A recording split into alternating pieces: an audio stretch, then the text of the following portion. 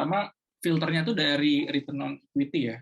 Ya, kalau bisa dilihat emang pokoknya trennya meningkat dimulai dari tahun 2013 itu 17% sampai sekarang itu tuh 37% gitu. Dan kalau misalnya dibandingkan gitu loh dengan perusahaan-perusahaan lain itu nggak banyak yang bisa kayak gini gitu. Dan ini saya bandingkan dengan Arna, BPC dan ICBP gitu. Ya bahkan perusahaan-perusahaan yang lebih besar pun return on equity-nya ini nggak sebagus ini gitu loh. Supaya kita bisa menganalisis kenapa return on equity-nya seperti ini gitu, drivernya apa, kurang lebih kayak gini framework to analysis gitu. Jadi sebetulnya return on equity itu tuh ngitungnya net profit margin dikali asset turnover dikali equity multiplier. Net profit margin ini yang profitability-nya ini gitu. Seberapa banyak net profit yang dihasilkan dari sales yang di-generate. Nah, kalau misalnya ngeliat dari net profit margin sendiri, at a glance, ini menunjukkan bahwa manajemen itu selalu berusaha untuk lebih efisien gitu. Dan ini jika dibandingkan net profit margin-nya pun juga tinggi gitu dibandingkan dengan ICBP, dibandingkan dengan Arna. Kemudian muncul pertanyaan gitu, apa yang membuat manajemen itu selalu berhasil meningkatkan efisiensinya. Tapi untuk menjawabnya kita perlu teliti dulu kinerja penjualan gitu. Dari mana sumbernya? Most of the time profit tinggi itu tuh bisa lebih mudah lah untuk diutak-utik gitu loh, untuk profitnya lebih tinggi dibandingkan dengan sales. Pertama kita perlu mengetahui dulu gitu apa yang dijual oleh Sido. Sido itu tuh punya 3 segmen. Pertama itu tuh dari jamu herbal dan suplemen, yang mana untuk tahun 2021 ini tuh 67% lah dari revenue. Kemudian makanan dan minuman 30%, dan habis itu farmasi 3% dari revenue. Pertumbuhan penjualan sendiri pun sebetulnya meningkat gitu loh. Ya tadi kalau misalnya dilihat dari net profit margin pun juga sebetulnya kurang lebih 11-12 lah gitu peningkatannya. Cuman tapi kalau misalnya dari year on year agak menyebalkan. Mungkin untuk investor yang udah beli gitu dari tahun 2014 gitu misalnya, kemudian dia hold gitu sampai tahun 2017 sih mungkin bakal sebel gitu melihat ini karena erratic lah gitu loh. Kita dive deeper lah gitu loh. Apa yang menyebabkan penjualannya ini nih seperti ini gitu. Dia meningkat tapi growth-nya erratic. Harapannya itu adalah begitu kita mengetahui apa yang menyebabkan penjualannya itu stagnan, apa yang penjualannya itu tuh tiba-tiba meningkat drastis, itu kita bisa lebih tenang lah gitu loh ketika kita mau investasi ke Sido gitu, dan ketika ngeliat penjualan stagnan atau penjualan meningkat, itu kita bisa tahu apakah ini sifatnya permanen atau tidak. Sekarang kita lihat apa yang terjadi pada tahun 2014. Kalau misalnya kita breakdown sales-nya ya, tolak angin tuh masuk ke jamu herbal dan suplemen. Nah, pada waktu tahun 2014 dan tahun 2013 gitu, sebetulnya malah makanan dan minuman Sido gitu yang pendapatannya itu tuh lebih tinggi. Tahun 2013 lebih tinggi, tahun 2012 ya masih sedikit lebih tinggi lah kayak gitu. Ini yang ngebuat penjualan pada tahun 2014 menurun, itu tuh disebabkan dari segmen makanan minuman yang menurun. Nah, kenapa bisa itu terjadi? Kalau misalnya kita ulik lagi dari annual report-nya ya, pertama menurunnya daya beli masyarakat pada tahun 2014, pemerintah mencabut subsidi BBM, dan kemudian itu memberatkan masyarakat lah gitu, dan menurunkan daya beli. Kemudian habis itu situasi milu ya, pasca politik gitu. Pertama, itu ngebuat ya pedagang-pedagang retail gitu, itu tuh bersikap hati-hati untuk tidak membeli persediaan dalam jumlah besar. Dan kemudian juga banyak peristiwa bencana alam, dan itu menghambat kegiatan pengiriman logistik. Kemudian juga ini sebetulnya sih tidak directly berpengaruh terhadap makanan dan minuman, tapi ini sebetulnya berpengaruh terhadap farmasinya gitu. Perusahaan-perusahaan farmasi itu tuh juga mulai masuk gitu loh ke segmen industri yang namanya itu fitofarmaka. Jadi di mana itu adalah obat herbal dengan uji klinis. Nah, sebetulnya saya menganalisis Kalbe Farma, dan memang pada tahun 2020 bilang bahwa mereka tuh mau ke sini gitu, mau melebarkan sayap itu tuh ke fitofarmaka gitu. Jadi memang untuk dari segmen farmasinya tergerus lah. Ini kalau ini emang directly untuk yang segmen makanan dan minuman gitu.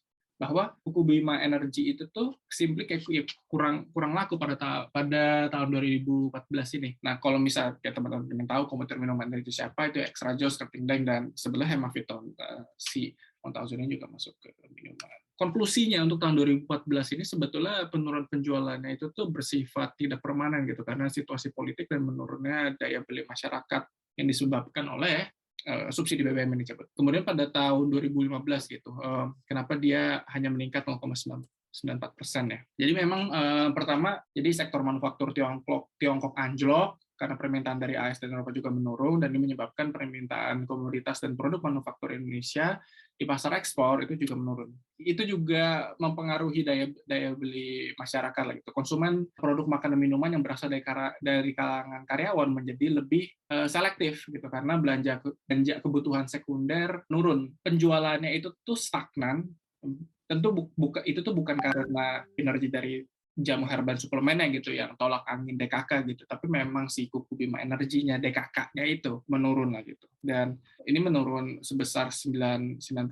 Ini unrelated, tapi apparently pada tahun ini itu tuh ada PR krisis dari California. Mungkin teman-teman di sini ada yang sempat aware terhadap hal ini gitu. Jadi distributor Sido di LA itu memasang label Prop 65 gitu tanpa konsultasi dengan Sido gitu. Dan ini sempat bermasalah gitu dengan penjual ekspornya gitu. Tapi kenapa ini unrelated? Karena sebetulnya porsi penjualan ekspor itu tuh cuma 2% gitu. Dan ya kemudian pada akhirnya si distributornya udah minta maaf, dan ini udah soft lah gitu. Manajemen Sidonya tuh langsung gerak cepat gitu untuk membuktikan bahwa memang ya produk mereka aman. Jadi untuk tahun 2015 meskipun local economic recovery sudah dimulai gitu dan harga BBM juga menurun, tapi tekanan ekonomi globalnya masih terasa gitu, sehingga menyebabkan daya beli masyarakat itu belum 100% pulih. Nah sekarang kemudian kita ke 2016. Kenapa tiba-tiba penjualannya itu tuh spike dan mengapa pertumbuhannya bersifat sementara?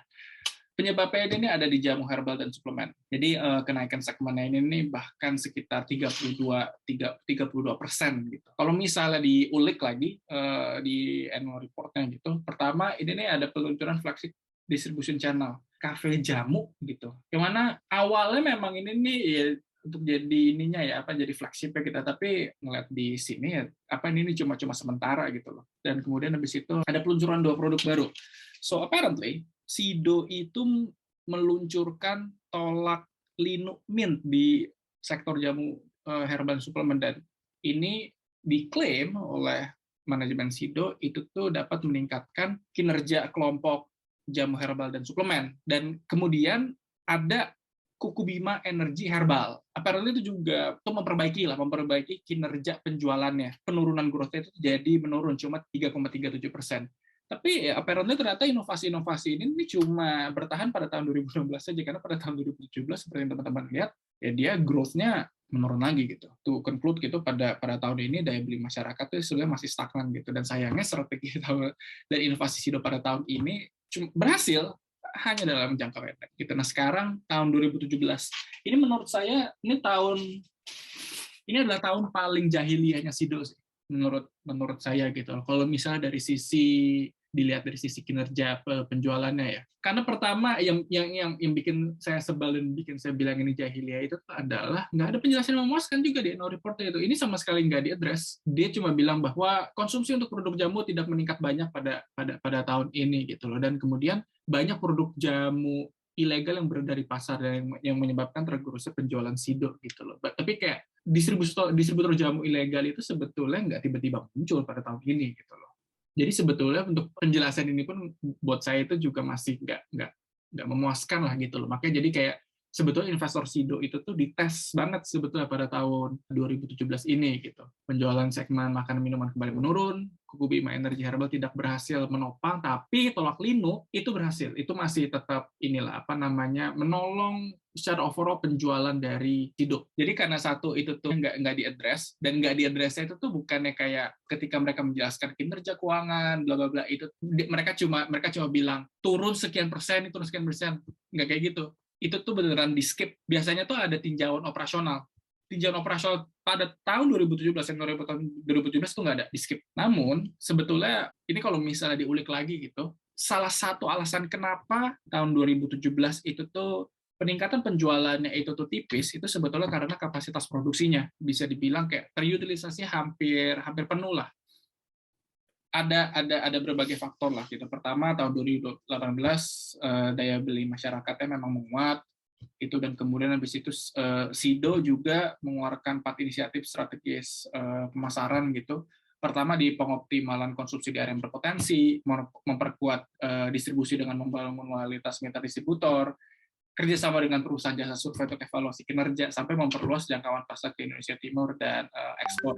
Peningkatan pasar ekspor itu tuh emang sebenarnya dari tahun 2014 gitu, tapi memang pada tahun 2017 itu mulai ada kantor cabang Filipina, dan kemudian itu pendirian muncul Nigeria Limited. Lalu habis itu mengoptimalkan digital distribution gitu, melalui aplikasi e-commerce, memperbaiki situs penjualan, sampai pada tahun 2020 inisiatif ini berhasil meningkatkan omset penjualan e-commerce sebanyak 11 kali dibandingkan tahun 2019 gitu. Dan juga menggenjot ekspor ternyata di pasar Filipina. Setelah mereka udah sampel di sana, mereka udah coba kirim kontainer perdana ke sana, ya orang-orang Filipina suka dengan telur angin, lalu ya udah ya digenjot lah gitu loh produk telur angin ke pasar Filipina. Dan kemudian ya, ternyata di Nigeria dan Malaysia orang-orang pada suka dengan kuku Bima Energy, digenjot juga ke sana gitu. Arab Saudi juga mengirimkan kontainer perdana ya sebesar sampai 100.000 US dollar, dan kemudian minyak atsiri ke Perancis.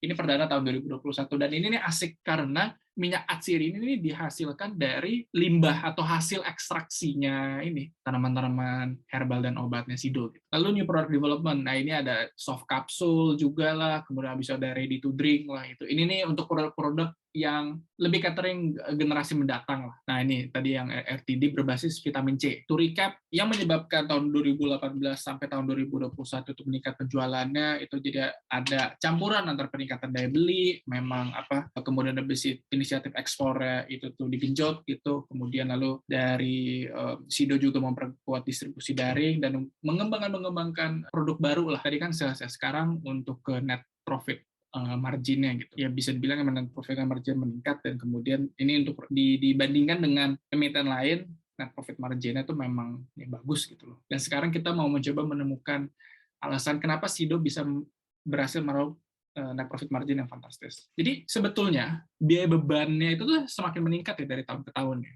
Tapi sebetulnya ini semakin efisien terhadap penjualannya. Beban pokok pendapatan itu kurang lebih kan dia dimulai dari tahun 2013 tuh 58% gitu, sempat naik 60%, habis itu kayak turun gitu. Nah, teman-teman di sini kalau misalnya kayak cuma ngeliat ini gitu ya, ini ya terlihat bahwa Sido itu tuh dari tahun 2014 senantiasa untuk mengurangi beban pokok penjualannya gitu ya kan, senantiasa untuk efisiensi. Tapi sebetulnya bukan itu.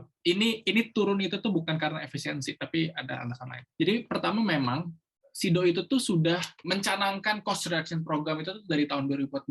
Cuman belum terasa gitu. Itu tuh sebenarnya memang turun. Tapi itu sebetulnya turun karena penjual makanan minuman turun dalam komposisi beban pokok pendapatan lah gitu. Beban pokok pendapatan yang dihasilkan dari segmen makanan minuman itu tuh lebih tinggi dibandingkan beban pokok pendapatan dari segmen jamu, herbal dan suplemen gitu. Sehingga memang laba kotor dari segmen makanan minuman itu tuh lebih kecil. Nah, jadi makanya kayak sampai pada tahun 2018 barulah ada aksi nyatanya dari Sido, yaitu adalah modernisasi fasilitas ekstraksi, dan nggak perlu lagi bayar biaya royalti. Jadi teman-teman semua dari dia IPO ya, sampai tahun 2017 Sido itu membayar 1,5%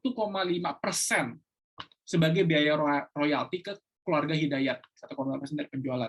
Penjualannya itu rata-rata sekitar 2-3 triliun. Nah, tadi kan saya sempat bilang bahwa beban pokok pendapatan pada tahun 2016 dan 2017 itu sempat menurun. Itu bukan karena efisiensi, tapi karena memang segmen makanan minuman yang berkontribusi pada beban pokok pendapatan yang lebih besar, dia menurun penjualannya. Ketika ngelihat trennya kayak gini, kayak kita tuh perlu ulik-ulik lagi gitu, kayak kenapa dia tuh menurun gitu. Dan ternyata cerita di balik penurunan beban ini sebetulnya bukan karena efisiensi, tapi emang karena penjualan menurun. Efisiensi nyatanya itu baru terlaksana pada tahun 2018, yaitu adalah modernisasi fasilitas ekstraksi. Dari tahun 2018 sampai seterusnya, efisiensi itu yang terus berjalan. Ya contohnya dari penggunaan chiller absorber, pindahan fasilitas produksi, penggunaan PLTS, dan itu dari tahun 2018.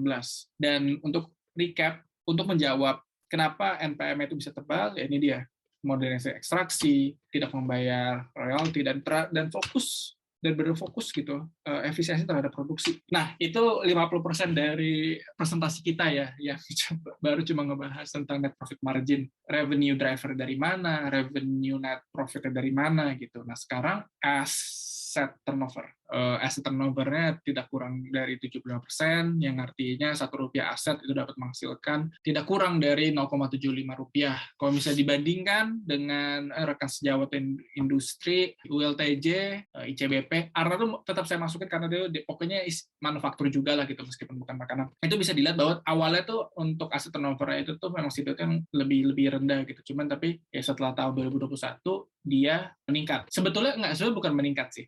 Dia stagnan di situ, tapi ULTJ dan ICBP yang menurun. Dan sebetulnya ini adalah salah satu ciri wonderful company, bahwa ketika ekonomi itu tuh memburuk, kinerja wonderful company itu tuh akan menurun nggak terlalu banyak. Tapi ya tentu ketika ekonomi membaik, kinerja perusahaan ini pun juga membaik. Tapi apa namanya nggak kayak gimana lah gitu. Nah sekarang kita ke return on asset, karena asset turnover-nya itu tuh memang stabil. Jadi ya ROA, jadi yang mendorong return on asset-nya itu tuh adalah ya tentu peningkatan dari net profit margin gitu loh. Dan net profit margin itu disebabkan oleh efisiensi SIDO perbandingannya di industri, again karena net profit margin-nya SIDO itu tuh yang di atas rata-rata, jadi ya ROI juga di atas rata-rata juga. Nah kalau misalnya untuk equity multiplier atau financial leverage lah, SIDO hampir tidak memiliki liabilitas gitu. 90% pendanaan aset dari SIDO itu berasal dari modal. ROE dari SIDO itu murni didorong dari net profit margin. Bahkan kalau misalnya perbandingan di industrinya itu ya yang paling rendah gitu SIDO.